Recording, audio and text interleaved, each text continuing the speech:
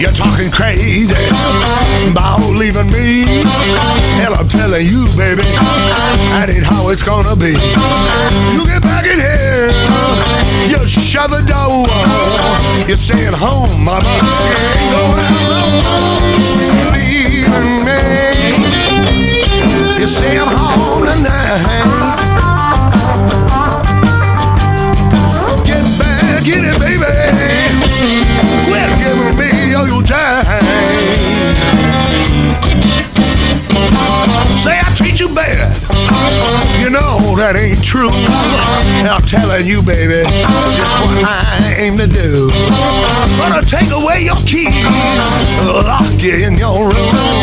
You all done, sugar. You ain't getting up too soon. You ain't leaving me. You're staying home tonight. Get back in it, baby. Quit giving me all your time.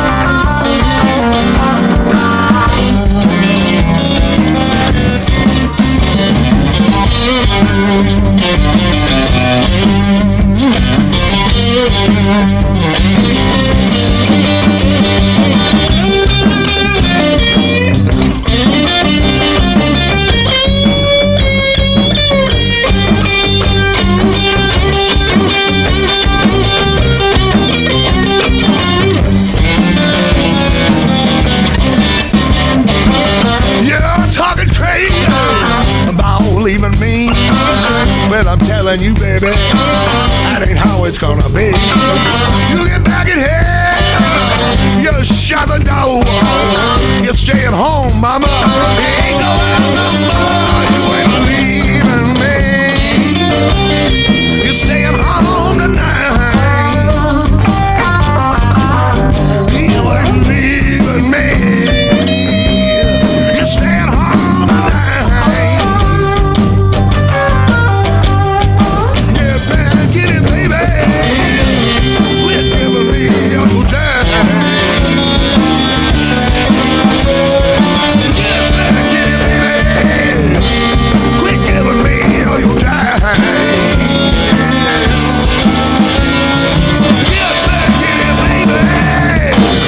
Quit giving me all your time.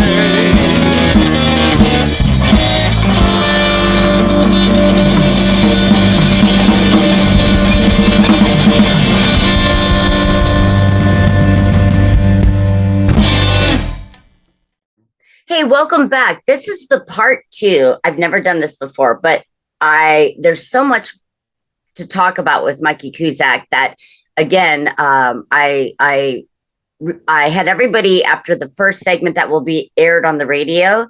Want them to go to the YouTube channel and see the behind the scenes conversation. So with that said, Mikee, I told you in our first segment of the interview that I had to reach out to people that I thought you may know in this circle, this network of ours, because there's not a lot online from the 60s or 70s. So here's how I did my research. And I'm going to tell you a couple things that some of your friends and musicians have said, and then we'll talk about it a little bit. But I spoke with Mr. Eric Hovey. My main man, the real guitar player. Yeah. And just so everybody knows the connection, Eric is the one who got me into music, brought me to the studio.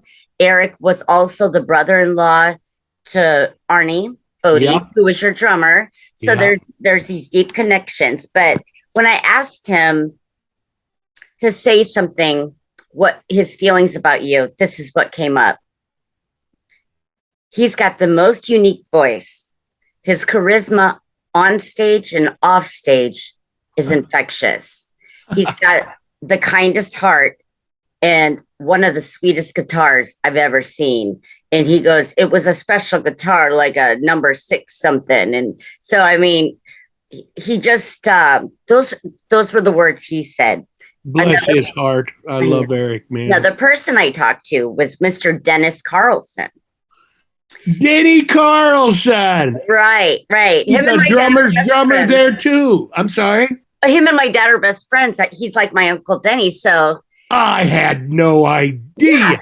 So I reached out to him and he goes, the only thing I can say is he's one of the most fantastic players I've ever seen perform.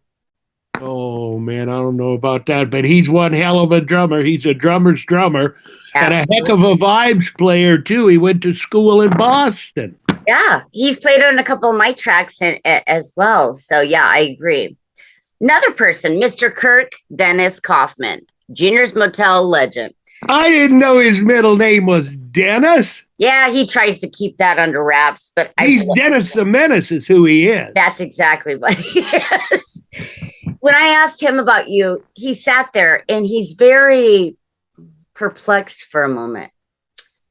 And I gave him his time, like I've learned with him over our 17-year relationship that he's a man that doesn't speak a lot, but when he does, it's profound. Absolutely. So as I was speaking with him and he pondered, the first thing he said, he goes, man, Mikee is one of a kind, the kindest person, the most gentle soul, the most talented, the most ambitious, willing to work with others and hear ideas. And he just couldn't give you high enough regards for your talent and your personal being, who you are as a person. So, for heaven's sakes, I don't know much about that, but we all got to work with people. One more I got here. Let's pull up my cell phone now because I just got it. What kind is it? Oh, my phone doesn't matter. It's cheap. Oh, okay. Here's another comment. Dave Hearn. My main man. Mikee is the most charismatic guitarist I've ever known. Crowds love him instantly. He can relate to a crowd that I've never seen a musician be able to do. I don't know many guys that can play like Dave Hearn. I'll tell you what. He is one of the best, and I've seen a lot of piano players in Yeah. Man, that cat is as talented as they come.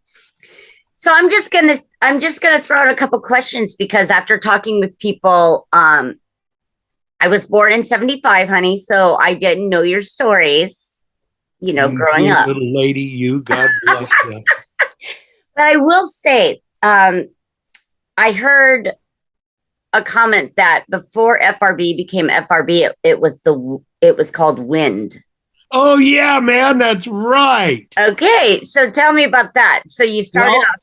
It was Bill Hoff to get on bass. Okay. And, geez, man, he must have been 15. I must have been 13. Keyboard player was Mike McCormick, who is like Hearn, a prolific keyboard player and he can set up parts, do all kinds of charts. Brilliant player. And who else? Oh, John Spike from Storm Lake. There again, drummer Bon Spectac. Man, it's really something that from our part of the great Midwest, Northwest Iowa, North Central Iowa, so many killer players came about. I know that band Wind was in Storm Lake, Iowa, and my dad was a car trader. He liked to trade cars and horses as a little kid. Right. On this white Ford Econoline van with double doors on both sides.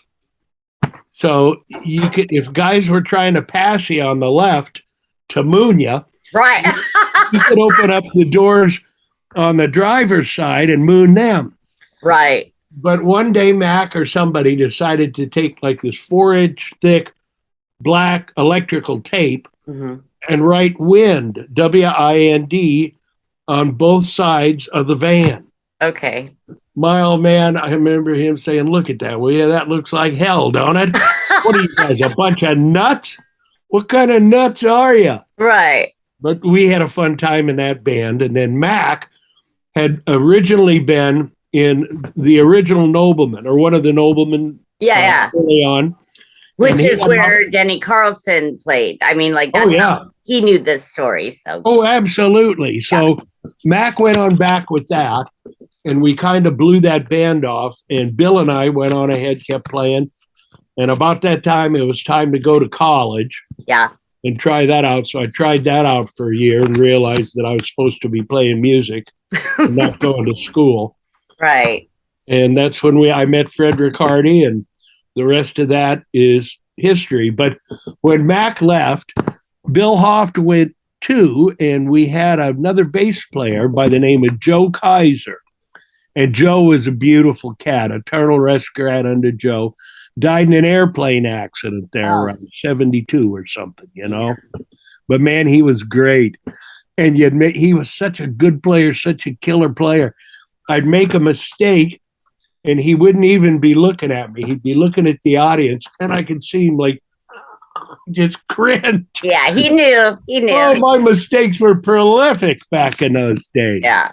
I'd have to do them twice so people thought I meant to do it on purpose, you know. What did I just do? How can I do that again so they don't think it was an accident? Yeah. We'll just play it again. Yeah.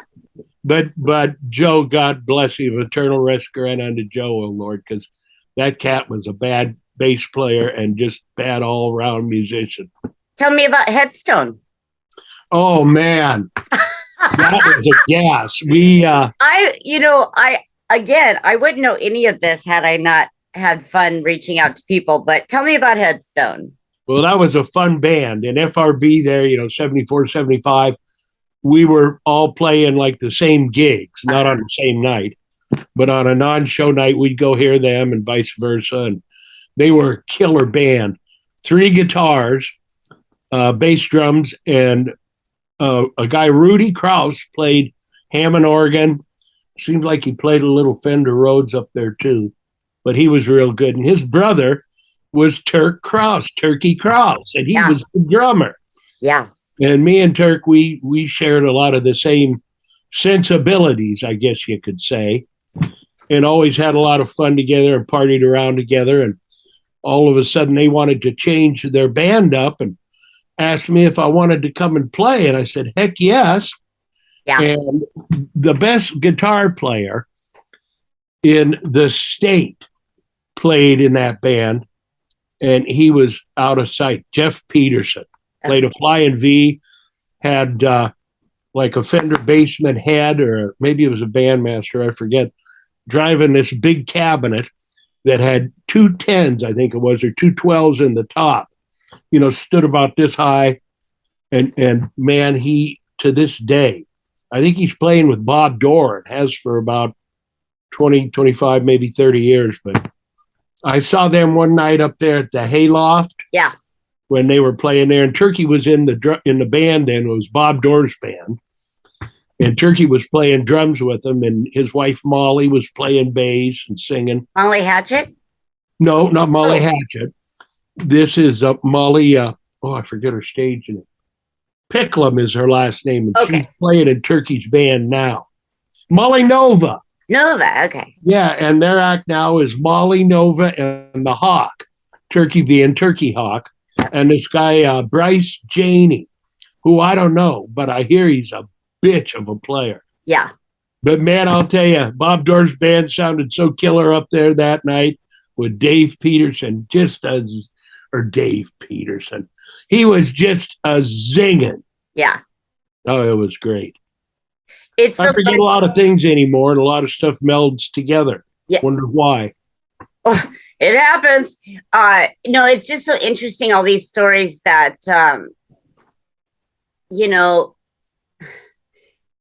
so many people you've affected, your lives have affected. I mean, you've touched so many lives, and all these people, you draw a crowd still. I mean, the interest of Mikee Cusack, FRB, that still draws a crowd to this day. How do you feel about that after all these years, that people like those comments I said about all of your dearest friends and musician people? I mean, how does that make you feel? Like, do you ever just go, wow, I did it? But I tell you, I don't know about much of that stuff. But I will tell you that all those people, whether friends or pals or drinking buddies or part of the audience. All those people have affected me. Mm-hmm. You know? And I got to say, it's pretty positively. I'm like, knock wood, I'm like one of the luckiest guys I know. I said to my aunt one day, I said, "Why me, Annie?" And she says, "Why not?" Yeah. And I guess that's it. And so I'm blessed as hell. And I'm just one of the luckiest persons. And I'm just very thankful. But every day I'm just grateful and thankful as heck. Hey, there's another story, and maybe you touched on this in the first like the first part of our podcast today. But what was the deal with you played for somebody that was in the Rolling Stones, like as a house band member? What was that? Yeah, that was Ronnie Wood. Okay, Ronnie in Miami. Woody's on the beach. He's still the rhythm guitar player and lead guitar player with the Stones. Okay, yes. Yeah, that you mentioned that in the first portion of our podcast, but I heard that and I'm like, how did that happen? But if people listen to the first section, they will hear you talk about that. I just wasn't sure what the connection was. I'm like, what is this? And how did you, of all people, like get there? But you've explained that. So impressive again. Very impressive. Well, thanks. That was a heck of a gig. It was kind of like a vacation place. Yeah. For Stones roadies, guitar techs and stuff that had been with them for years. They could go and hang out and work at Ronnie's club. And again, the club was like Ronnie's name on it. It was a bunch of these rich investors. There was this one cat. I bet I saw this guy at 4 different shows. Impeccable suit. Yeah. Fancy, expensive tie for back in those days. Wearing these over the knee, like halfway up the hip high Buccaneer boots. And this, I guess, was one of the main investors. Yeah. And man, it was just a sign of the times, I guess. And there was a band room where we'd hang out and get ready to go on for about like 2 hours before any set. Got it. I'd always be up there. Impeccable suit, tie, shirt, and these big old beat up pair of Buccaneer boots. I think it's great. Life's a trip, I tell you. And there again, I'm very fortunate, little Heather. I'm one of the luckiest guys I know. Little guy from Fonda. Hey, I know. How about you, bud? How about you, bud? That's right. So tell me, looking back in your career with George Thorogood and your merchandising business, tell me probably like the one top craziest story you remember on the road. If not 2 or 3. Oh, man. I'll tell you, I don't know. There's been so many of them. Yeah. I guess back in the early days, you'd get the little yellow trucks, the Ryder trucks.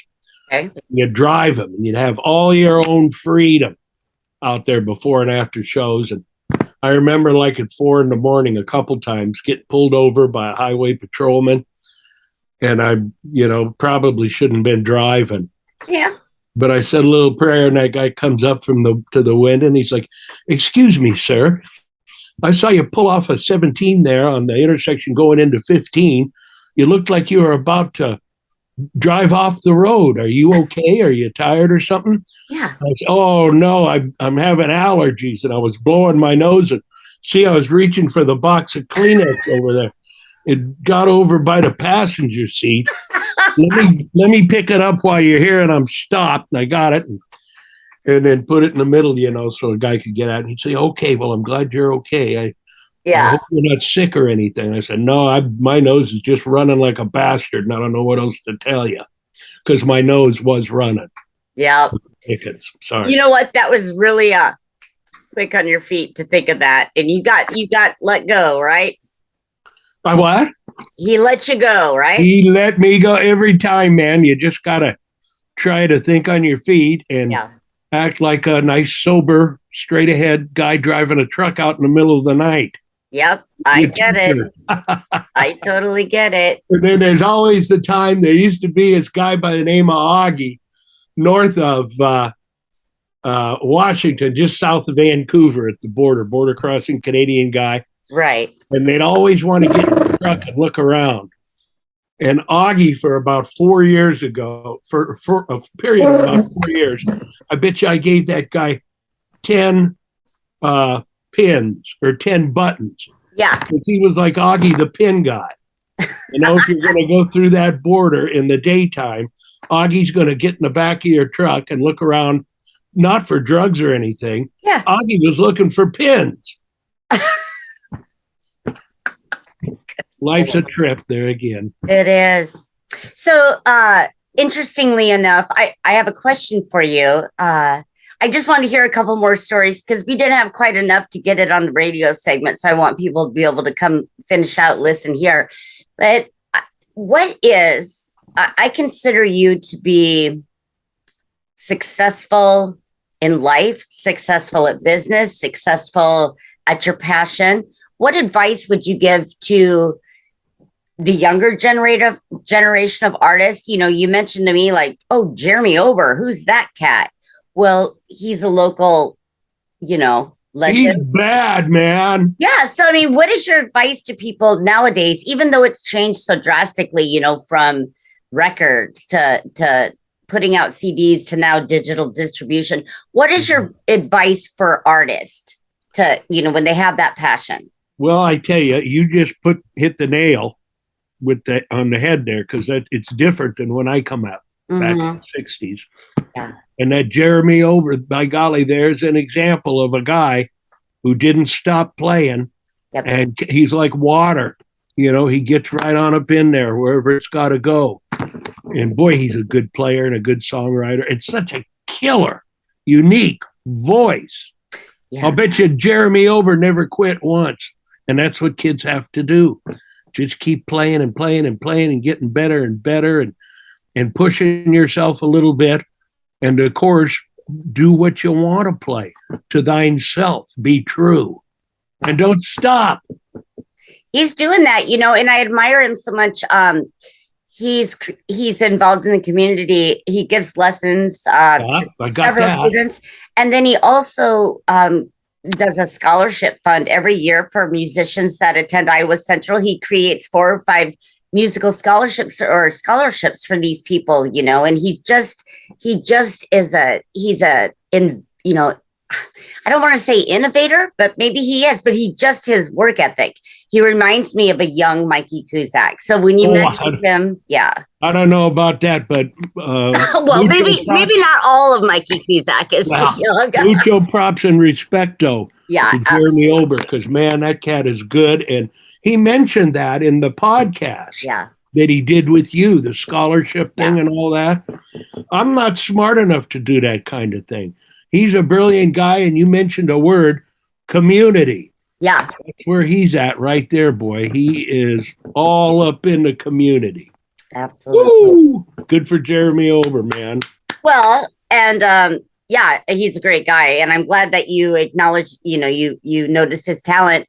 Is there anything else you want to say to the people you've worked with in the past, to the community that adores you? Because everybody around here, you light up a room when you walk in. It's not just your talent; it's your heart and your compassion towards other. I don't know much about that, Bud, but I want to thank everybody for being in my life and inspiring me so mightily. I guess that common denominator is people. Yeah. People is where it's at. And I've been fortunate that I guess I'm just that kind of guy. I got along with people. My dad was like that. Yeah. And I'm very fortunate that I'm into people. They let me all up in there. Yeah. Yeah. Well, it's that damn phone rings all the time, but letting it go. You guys need to hire me to come down there and work and be like the studio caretaker. That's what I do every day. You're not taking my job. Oh, I'm sorry, man. I'm so sorry. This studio wouldn't be what it is without Miss Kelly. Oh, Miss Kelly rocks with unmitigated might. I'll tell you what. Shoo. I want to tell you, Mike, this has been such an honor and a privilege. I respect you. Likewise. And I will tell you that we all wish you comfortability through, I know things have been rough health wise. Just know that you are loved and everybody cares about you, and we want the best for you. And you know what? Just be you. Oh, Heather, God Just be bless you. you. And thank you so much. And right back at you, bud. Don't you change a bit. Look at that smile, for heaven's sake. That's beautiful. Well, thank you. You're Likewise. welcome. And thanks for having me on. You sure do a good thing with this, man. Your work is just out of sight. Well, I thank you so much. And with that said, everybody, thank you for joining us for part 2 on YouTube of Mikee Cusack's behind the scenes podcast. I just wanted to get a few more stories out of him, and I didn't have time, so we did it. Well, thanks all you guys. Hey, thanks. Yeah, exactly. Did you hear him loud and clear? Well, I don't know. All right, Mikee, you are loved very much, and I want to thank you again. I'm sure our paths will cross again. Yes, ma'am. Thank you, Heather. You're loved, bud. All right, love you back. You've been listening to the Indie Music Room with Heather Kelly. Be sure to listen every Saturday and Sunday right here on FortDodgeRadio.com and subscribe for all our past and upcoming shows. The Indie Music Room is a production of FortDodgeRadio.com.